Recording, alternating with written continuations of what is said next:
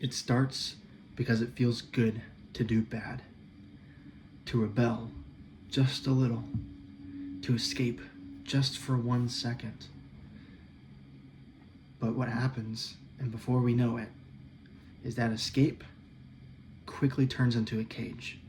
And so in this video, I want to have a discussion on addiction and how we can enable ourselves to have some self-control and to help solve a problem that often is too big to solve with just our own hands. But before we get into that, if you're new here, hello and welcome. My name is Cooper. I'm a recent college graduate documenting my journey as well as giving advice to you all here on this YouTube channel. So if that is something you are interested in, feel free to stick around. All right, let's get into it. First thing is that nobody plans to be addicted, right? No one just wakes up and be like, you know what, I feel like being addicted. I want to be an addict.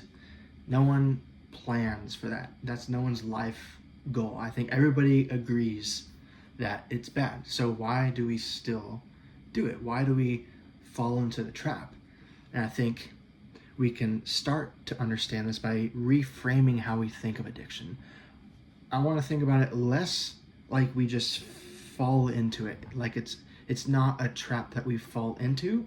More, it starts very small. It starts with the small stuff, and it starts first built off the many tiny lies that we tell ourselves day after day. I talked about earlier, mentioned how it often starts with feeling like it's an escape. It's an escape route. Feeling like you have no choice. Oh, just one drink, right? Oh, just one more binge session on social media. And this comes from many justifications, such as, oh, it's just one time. I can stop whenever I want. It's not hurting anybody else. I deserve this after the week that I've had. Many of us have had these rationalizations. And the truth is that addiction starts with these. And so while addiction may feel like a rare occurrence in that, oh, it would never happen to me, oftentimes, we all have the thoughts that spark the downward spiral. And so addiction can happen to anybody. And so what ends up happening with these rationalizations that are much more common than we think is that they create distance between our actions and our values. Like I said, we don't plan on being addicted, right? We all understand that it's not good for us to go down that route. We don't seek happiness in doing what is inherently destructive, right? Yet we do it anyway, right? And these rationalizations that I talked about, like we have values, yet we decide to go down the path of actions that explicitly take us off and split us away from our values. Now, why is that, right? Like, why do we feel that temptation? Well, it's just that. It starts with the temptation, right? It starts with these actions tapping into our pleasure, right? Because the second truth is that addiction thrives in comfort and secrecy. We don't fall into addiction because we're weak. We fall into it because we're human. The brain learns to associate pleasure with escape instead of associating pleasure with purpose. And additionally, the more we hide it, the stronger the hold will be. And so, for example, every time you give into a small behavior, like having one more drink, or reaching for the phone, Your brain takes notes on all those activities that you decide to do, and it learns what to crave and how to crave it, how to get it.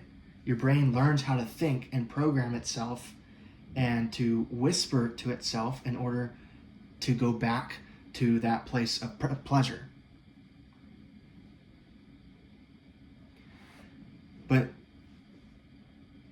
the deeper problem is how we convince ourselves, and the lie that we tell ourselves that, that we're still in control, right? Because the deeper problem isn't necessarily the habit itself.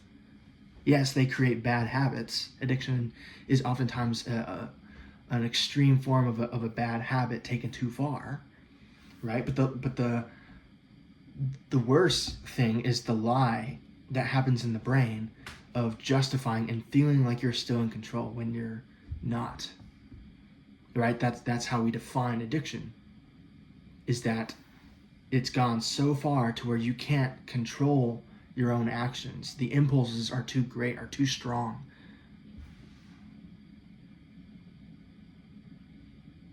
And that's when you hit the wall. That's when you realize that whatever behavior it is, it has you. It owns you. It has you in chains. It has you within its grasp.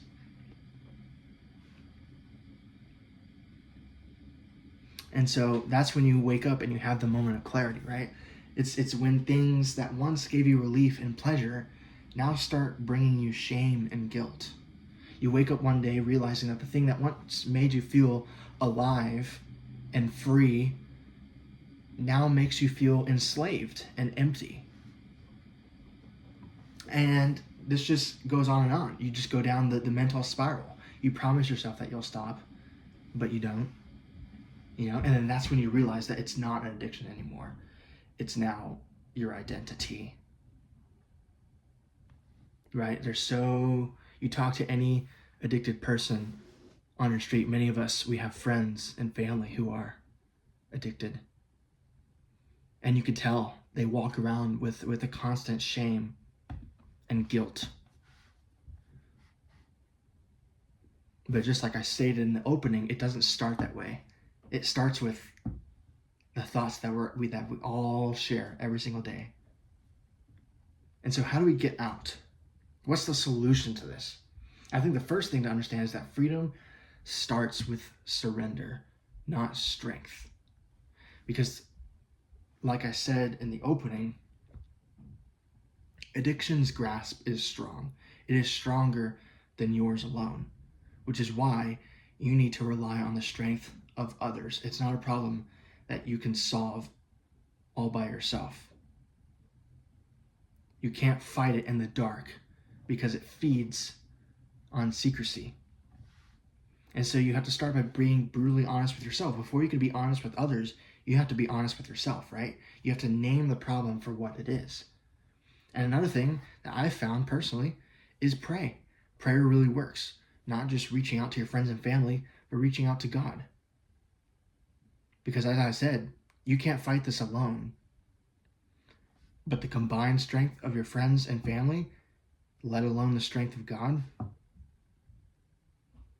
is enough strength to beat all of the strength of all the addiction in the world combined.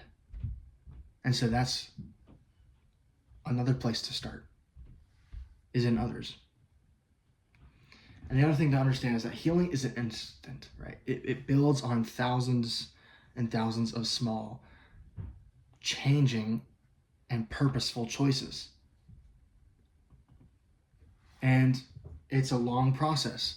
You're not going to just dig yourself out of the hole in one night. It took a long time to get in it. It's going to take a long time to get out of it. And as you're getting out of it, you can lose your way.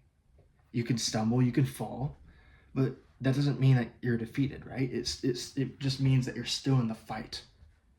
And for many of us, it means you'll always be in the fight, right? Is always something that you're always going to be fighting.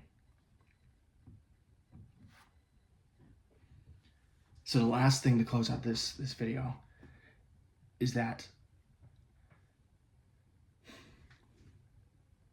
when we're fighting this battle and we're learning how to retrain our mind and to rethink about addiction. It's important to reframe it as you're not just escaping from something and now you're becoming sober. It's not a state of sobriety. Rather, it's that we're replacing. It's a transfusion. We're taking out the bad and replacing with good. It doesn't mean that when we take out the addiction that now you're empty and alone. Rather, we're replacing that with good, with joy, with love, with purpose, with passion, with pleasure, rooted in inherently good things. Where you once sought pleasure in the bad, you'll now get a new kind of pleasure, one that's a lot more fulfilling and rewarding, and one that is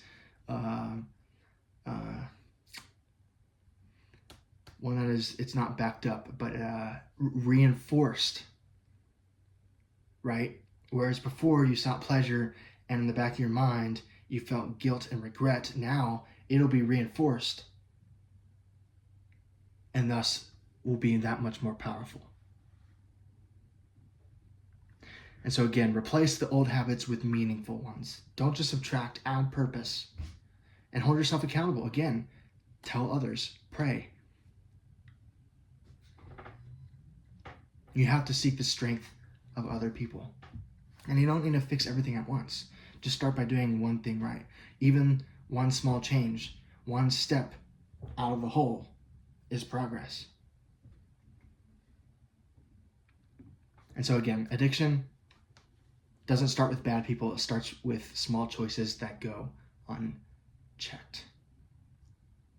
But the same small steps that got you there can get you out. One honest moment, one choice, one prayer at a time. So my last thought with you guys is to be honest with yourself. If you're someone who's struggling with addiction in any form, substance abuse, behavioral addiction, what's the thing that you keep excusing, right? What's the thing that you keep doing even though deep down you know you shouldn't? Where's the guilt? Where's the shame? Where is it stemming from? How can you change? What's the first step that you can take? Who's the person you can contact? When's the time before bed that you can pray?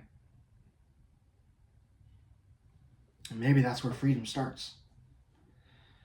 And with that, that's all I had for you guys today. If you found anything of value in this video, feel free to stick around on my channel where I post new videos every Tuesday and Friday at 12 p.m. Eastern Time. And with that, I will see you guys on the next one. Godspeed.